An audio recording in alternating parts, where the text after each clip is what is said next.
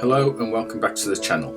The Elan's pretty much stripped now, just a couple of fiddly bits to do, and then I'll be releasing a video probably within the next 2 weeks which will show all the damaged areas, and there are quite a few of them, and how I'll be going about fixing them. But as a prequel to that, here's a quick snapshot of some of the damaged areas and what you can look forward to in forthcoming videos. Thanks.